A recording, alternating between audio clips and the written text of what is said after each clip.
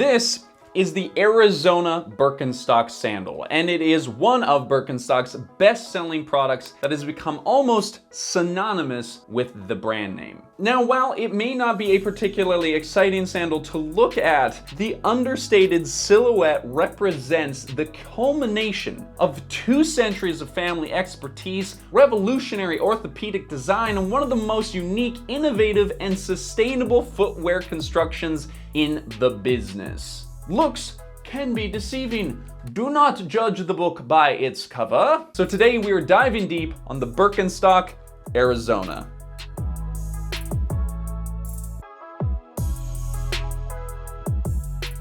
Today's video is sponsored by Milanote.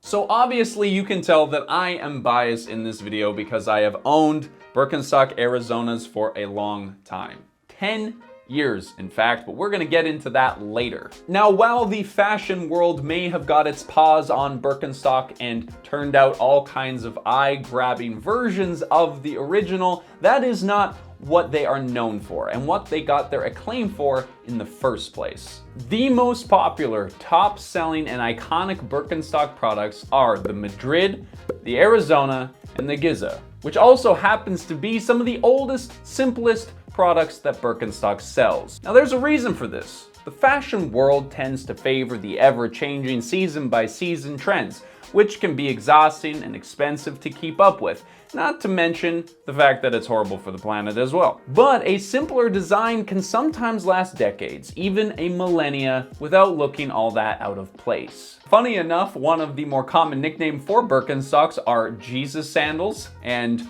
wouldn't you know it, Giza sandals literally have roots in ancient Egypt, which means it is a style that has worked for over 3,000 years. Turns out, Jesus had 2022 drip. Now, this timeless design essentially means that Birkenstocks are endlessly sellable. Birkenstock started pumping out Madrids back in 1963, and 6 decades later, they're still going strong despite a completely different fashion landscape. Unlike their fast fashion competitors, Birkenstocks has stability on its side, which means that they have had decades to build a loyal following based largely off of word of mouth alone. And Birkenstocks really did need these word of mouth endorsements at the beginning. Their classic sandals may be timeless, but particularly in their early days, they weren't really the kind of footwear that popped off the shelf. In fact, American shoe retailers wouldn't even stock them at first because they were so different from what was selling at the time. But the true draw to Birkenstock isn't something obvious to the eyes, but rather a combination of subtle factors that make it the near perfect shoe for developing that long-term emotional attachment. And this has led to a fiercely loyal following of Birkenstock's evangelists. As CEO Oliver Reichert said, "You've just got to try and survive the first visual influence, and then it is love on the second sight."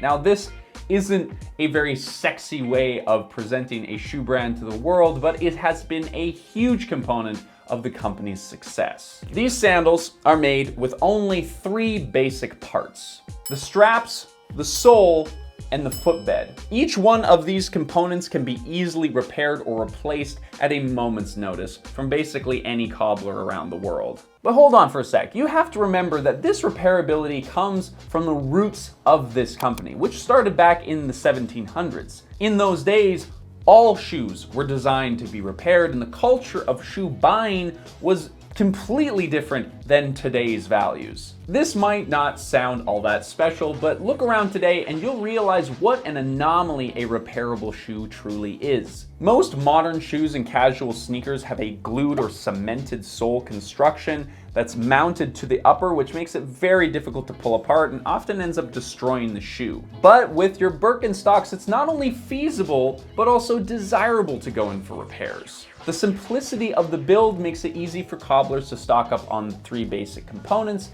and the lack of stitching or cement construction means it's relatively straightforward to peel off the old and replace with the new. Today, Birkenstocks are one of the most commonly repaired shoes around the world, and there's a whole industry built around them. The next time you walk past a shoe repair store, take a look in the window. You will probably see at least some Birkenstocks lying around ready to get repaired, or more likely, a huge pile of them. In fact, we're at a point where we have entire shoe repair businesses devoted solely to Birkenstocks. Like the Birkenstock doctor who has repaired thousands upon thousands of Birkenstocks from across the states in almost 2 decades of business. Apparently he hasn't updated his website in all of that time, and yet he's still going strong. Honestly, if a cobbler had a beautiful website, I probably wouldn't trust them to repair my shoes. But while Birkenstocks themselves are simple, that simplicity is anything but random. The process of creating something, whether it's a pair of sandals or a YouTube channel, requires collaboration. And that's why we are stoked to have partnered with Milanote for this video. Milanote, if you don't already know, is a tool for organizing creative projects. It's like an online vision board where you can get a bird's eye view of a project, and you can attach sketches and reference images, ideas and stuff directly into place. This allows you to collect and organize your thoughts and your ideas and put everything together so that you can understand it more clearly. Anyone who has done real creative work like this understands how powerful a tool like this can really be. Once you have a grasp on what you think you want to do, it's easy to invite team members and even clients to gather their feedback and collaborate with them in real time. On top of this, there's 100 built-in templates for designers, photographers, filmmakers, and everyone else in between. Now here at Future Proof, we have recently started using Milanote as well. We're creating visual representations of what future videos are going to look like. Running even just a small YouTube channel like this one is really challenging. Coordinating between writers and editors and animators and project managers requires a ton of collaboration, and Milanote makes that a lot easier. A huge thank you to Milanote for sponsoring this video and making sure that we can create content like this for you for free. But now, back to Birkenstocks. There are a variety of ingredients needed to create anything special like this, but in this case, there are 3 in particular that are really key to the Birkenstock. This unlikely team of misfits has come together for one final epic heist. And first we have leather. Leather gets around. You can find them on just about every product, but there's a reason for that. Long-lasting and aesthetically timeless, they are eye candy for this operation. As eye candy as you can get on a pair of Birkenstocks. Then we have cork. Don't get on the wrong side of cork. Cork might not be a looker, but they are the bulk filling out the form that supports this whole operation, and they know how to shoot a rocket launcher.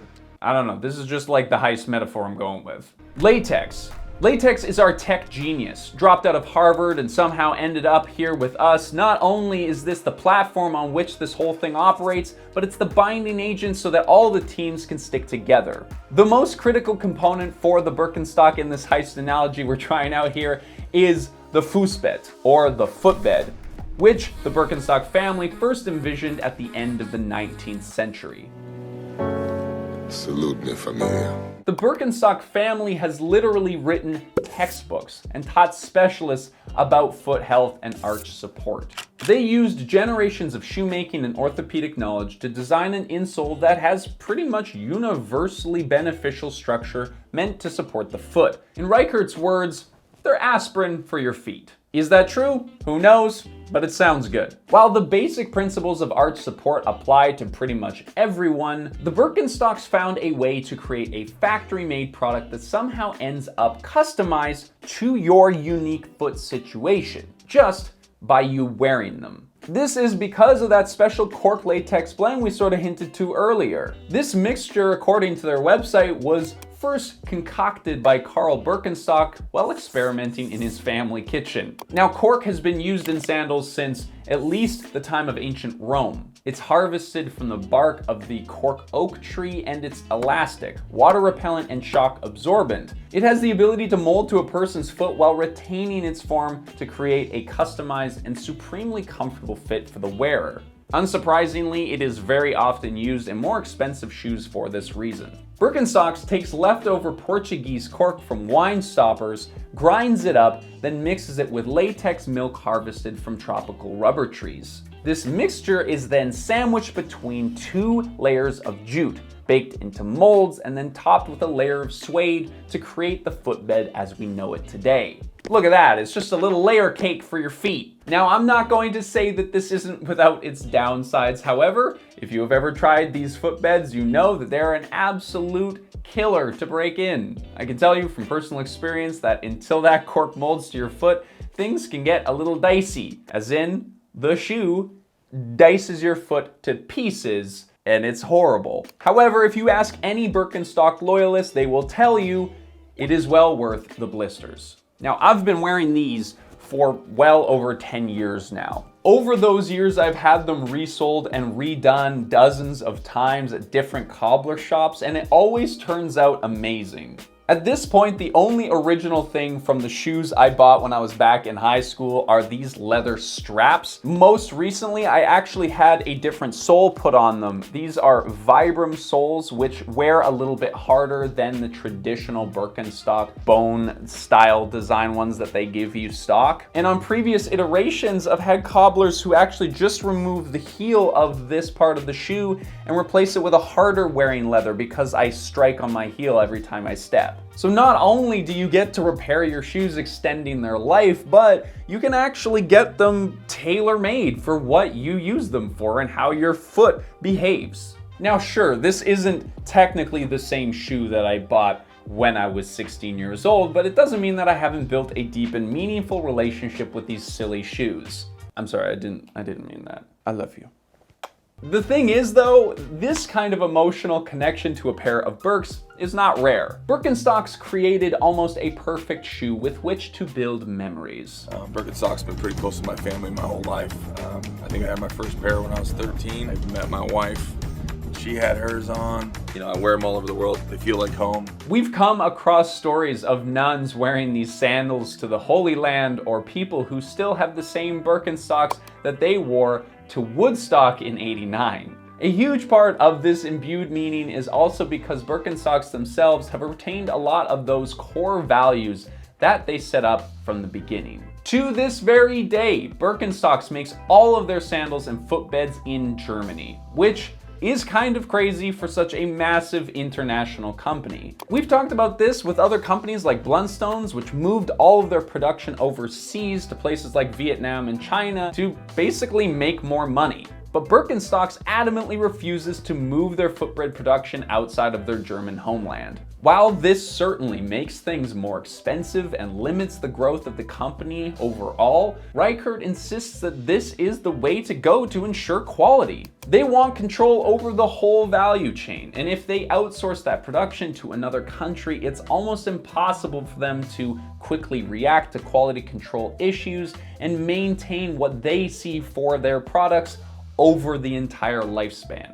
One of my favorite parts about them though is Birkenstocks even went so far as to remove their products from Amazon. A huge, bold move in a day where Amazon is basically synonymous with online sales.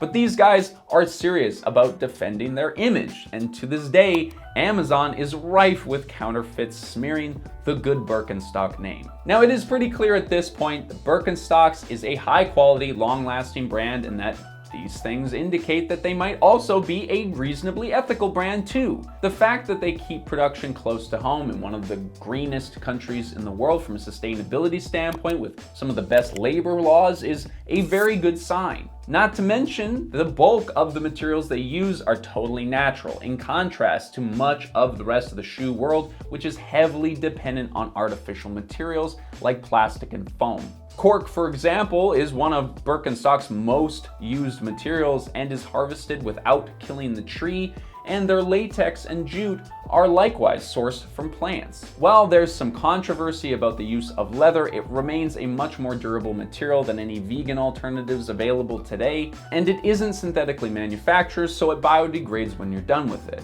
But in that case, they also offer vegan versions of most of their shoes. Now, while all this is fine and dandy, as you may be able to guess, we would like to see a little more transparency and third-party certifications when it comes to some of their claims. claims, because at this point, there's no way for us to back up any of the claims that they have said. Consumers like me don't necessarily know what it means for these sandals to be made in Germany, or what it means when Birkenstock says that they constantly work to improve production processes, products, packaging, and logistics. What the hell does that mean? We can't be totally sure how they treat their animals before they become leather, and getting that third-party certification would help at least reassure customers like me that the money that we spend on these shoes is supporting everything down the line. But despite this lack of certification, all things point towards a better business model than what's available out there right now. But why is the Arizona specifically so famous, and why is it the sandal of my choice? Well, honestly, I think it comes down to versatility. When people want to wear a sandal, often they don't want those flip-flops that fall off really easily, and these offer you a lot